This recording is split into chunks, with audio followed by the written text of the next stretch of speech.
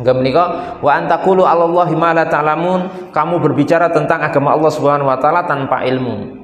Bahaya berbicara dalam masalah agama Islam, hukum-hukum Islam tanpa ilmu menika termasuk dosa besar. Ya, min tahrim ma lam yuharrim, mengharamkan apa yang tidak diharamkan oleh Allah, menghalalkan apa yang tidak dihalalkan oleh Allah. Enggak boleh berbicara dalam hukum-hukum agama. Berbicara tentang agama Islam niko harus berdasarkan ilmu. Nggih, nek mboten ngertos ilmune, ndak tahu ilmune, jangan sampai berbicara tentang hukum-hukum Allah Subhanahu wa taala atau tentang agama Islam secara umum. Oh ini hukumnya haram, oh ini enggak boleh, oh ini begini. Loh dari mana menika? Jangan sampai atas dasar apa? Kebodohan atau atas dasar tanpa ilmu. Itu berbahaya sekali. Sampai ngeten nggih, nek misale kula panjenengan berbicara tentang hukum-hukum Islam, tentang agama Islam dengan prasangka atau kira-kira ngoten, tanpa ilmu, terus kok beneri cocok, ya bener, itu tetap berdosa. Jadi jenengan itu berdosa, walaupun kebenaran ya bener, itu tetap berdosa.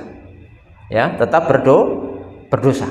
Supaya disebutkan dalam sebuah hadis Nabi bersabda, "Man qala fil Qur'an bi ra'yihi fa'asab faqad akhta'a." Siapa yang berbicara tentang Quran dengan pikirannya sendiri dan ternyata kok bener ya ngepasi bener, faqad akhta'a, tetap dia salah. Dia tetap berdosa dari siapa? Dari sisi dia niku melakukan sesuatu yang enggak boleh walaupun jawabannya benar. Kalau ibaratnya ngeten nggih. Ada seseorang bukan dokter, buka praktek mengobati orang. Nggak ngerti medis, nggak pernah sekolah kedokteran, nggak pernah tahu tentang masalah dunia medis sama sekali. Ngobati, buka klinik enten rumah tanpa izin, nggak ada izin. Nah ternyata sing berobat niku sembuh. Niku tetap berdosa. Harus dicabut izinnya, harus nggak punya izin, harus diproses secara hukum. Harus dipenjara orang seperti ini. Lah karena nopo? Lah nek pas bener ternyata sembuh. Lah nek ternyata mati. Karena dia tidak punya basic ilmu untuk mengobati orang, Pak.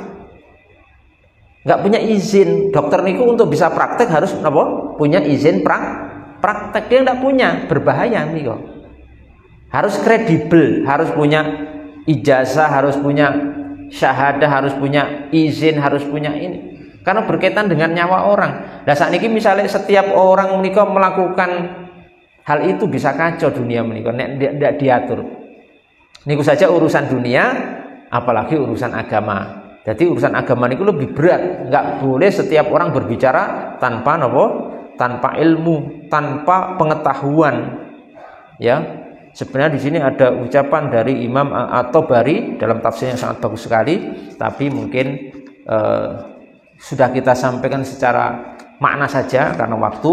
Dan ini sebagai pembelajaran bagi kita semuanya, mengajarkan ilmu itu harus benar-benar bisa dipertanggungjawabkan. Jadi menjadi dai ustadznya ini berat Bapak Ibu sekalian, tidak mudah. Jadi saya menyampaikan ini kok ada referensinya. Enten rujukan kitab para ulama. Niki saya cari dari kitab-kitab lain. Judulnya apa, jilid berapa, halaman berapa, niku komplit di sini Pak. Niki bahasa Arab, saya tulis bahasa Arab. Niki juga kitab, niki kitab para ulama. Ya, kitab ini karangan ulama, bukan saya. Jadi saya hanya menukil agar supaya aman. Kita menyampaikan sesuatu yang memang hanya disampaikan ulama, kita hanya menukil saja. Tapi kita enggak otak-atik sendiri, memahami Quran sendiri, hadis sendiri, mboten, itu enggak boleh. Hukumnya haram. Wa antaqulu 'alallahi ma la ta'lamun. Hati-hati. Ya. Dan ini semua ada referensinya, bisa dipertanggungjawabkan. Makanya enten ustadz, enten dai ngomong ngeten-ngeten, mana rujukannya? Mana kitabnya? Mana ucapan ulamanya, penjelasannya harus bisa dipertanggungjawabkan. Nah niki yang saya bawa ini kitab karangan ulama besar, Jalalain. Ada Jalaluddin Al-Mahalli dan Jalaluddin Asyuti rahimahullah, imam-imam besar. Tokoh-tokoh ilmu di zaman niku, mboten sembarangan, Pak. Jadi bisa dipertanggungjawabkan. Lah kok ngomong berbicara tentang hukum Islam, tentang agama Allah Subhanahu wa taala tanpa referensi. Dari mana? Dari dirinya sendiri. Apalagi saya niku aneh kadang melihat enten ustadz atau dai niku ditanya, pertanyaannya koyo bisa jawab semua. Tanya jawab dari mana jawaban itu? Jangan-jangan dari hasil pemikirannya sendiri atau nopo? Artinya dari olah pikir dia, prasangka dia. Tapi nek ditanya rujukannya mana? Enggak tahu. Enggak ngerti. Bahaya nih kok.